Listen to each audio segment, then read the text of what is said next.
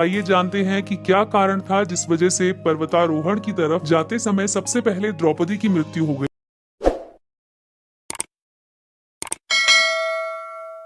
तो दोस्तों ये है पांडवों के स्वर्गारोहण की कहानी। महाभारत में 18 पर्वों में से एक है महाप्रस्थानी का पर्व, जिसमें पांडवों की महान यात्रा अर्थात मोक्ष की यात्रा का उल्लेख है। इसके अनुसार सबसे पहले भारतवर्ष की यात्रा करने के बाद मोक्ष हासिल करने के उद्देश्य से पांडव हिमालय की गोद में चले गए। वहाँ मेरू पर्वत के पार उन्हें स्वर्ग का रास्ता मिल गया, लेकिन इस रास्ते के यात्रा के दौरान सबसे पहले द्रौपदी की मृत्यु हुई और एक एक करके सारे पांडव मौत की आगोश में समाते गए, जबकि युधिष्ठिर सिर्फ एक ऐसे पांडव थे जिन्हें सशरीर स्वर्ग में प्रवेश करने की अनुमति मिली। परंतु यहाँ सवाल ये उठता है कि क्यों सिर्फ युधिष्ठिर ही स्वर्ग पहुंच पाए और क्यों सबसे पहले द्रौपदी की मौत हुई। तो आइए जानते हैं ये कहानी। बात उस समय की है जब यदुवंशियों का साम्राज्य समाप्त हो चुका था। उनके नाश की बात जानकर युधिष्ठिर को बहुत दुख हुआ। महर्षि वेदव्यास की आज्ञा से द्रौपदी सहित पांडवों ने राजपाट त्याग कर परलोक जाने का निश्चय किया। युधिष्ठिर ने युयुत्सु को बुलाकर उसे संपूर्ण राज्य की देखभाल का भार सौंप दिया और परीक्षित का राज्याभिषेक कर दिया।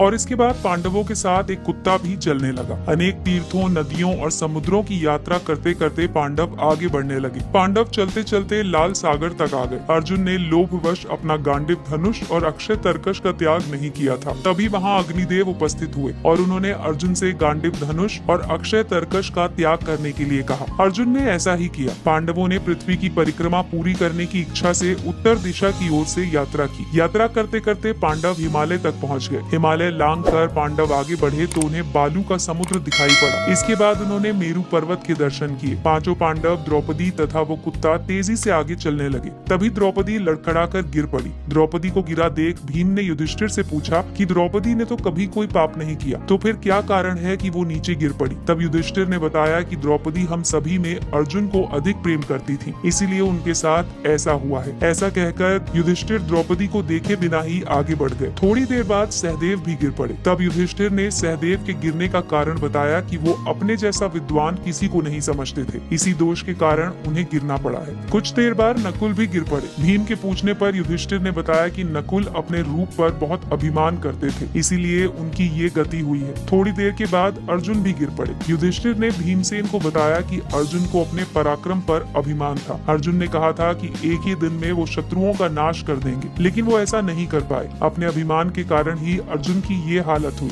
थोड़ा आगे चलने पर भीम भी गिर पड़े। तब युधिष्ठिर ने भीम को इसका कारण बताया कि वो बहुत खाते थे और अपने बल का झूठा प्रदर्शन करते थे, इसीलिए उन्हें भूमि पर गिरना पड़ा। ये कहकर युधिष्ठिर आगे चल दिए। केवल वो कुत्ता ही उनके साथ चलता रहा। युधिष्ठिर कुछ ही दूर चले थे कि उन्हें स्वर्ग ले जाने के लिए देवराज इंद्र अपना रथ लेकर आए। युधिष्ठिर ने इंद्र से कहा कि मेरे भाई और द्रौपदी मार्ग में गिर पड़े हैं, वे भी हमारे साथ चलें, ऐसी कोई व्यवस्था कीजिए। तब इंद्र ने कहा कि वे सभी पहले ही स्वर्ग पहुंच चुके हैं, वे शरीर त्याग कर स्वर्ग पहुंचे हैं, लेकिन आप सशरीर स्वर्ग में जाएंगे। इंद्र की बात सुनकर युधिष्ठिर ने कहा कि ये कुत्ता मेरा परम भक्त है, इसलिए इसे भी मेरे साथ स्वर्ग जाने की आज्ञा दीजिए। लेकिन इंद्र ने ऐसा करने से मना कर दिया। काफी देर समझाने पर युधिष्ठिर बिना कुत्ते के स्वर्ग जाने के लिए नहीं माने, तो कुत्ते के रूप में यमराज अपने वास्तविक रूप में आ गए। वो कुत्ता वास्तव में यमराज ही थे। युधिष्ठिर को अपने धर्म में स्थित देखकर यमराज बहुत प्रसन्न हुए। इसके बाद देवराज इंद्र युधिष्ठिर को अपने रथ में बिठाकर स्वर्ग ले गए। स्वर्ग जाकर युधिष्ठिर ने देखा कि वहाँ दुर्योधन एक दिव्य सिंहासन पर बैठा है और वहाँ अन्य कोई नहीं है। ये देखकर युधिष्ठिर ने देवताओं से कहा कि मेरे भाई और द्रौपदी जिस लोक में गए हैं, मैं भी वहाँ जाना चाहता हूँ। मुझे उनसे अधिक उत्तम लोक की कामना नहीं है। तब देवताओं ने कहा कि यदि आपकी ऐसी इच्छा है तो आप इस देवदूत के साथ चले जाइए, ये आपको अपने भाइयों के पास पहुँचा देगा। युधिष्ठिर उस देवदूत के साथ चले गए। देवदूत युधिष्ठिर को ऐसे मार्ग पर ले गया जो बहुत खराब था। उस मार्ग पर घोर अंधकार था। चारों तरफ से बदबू आ रही थी। इधर उधर मुर्दे दिखाई दे रहे थे। लोहे की चोंच वाले कौवे और गीद मंडरा रहे थे।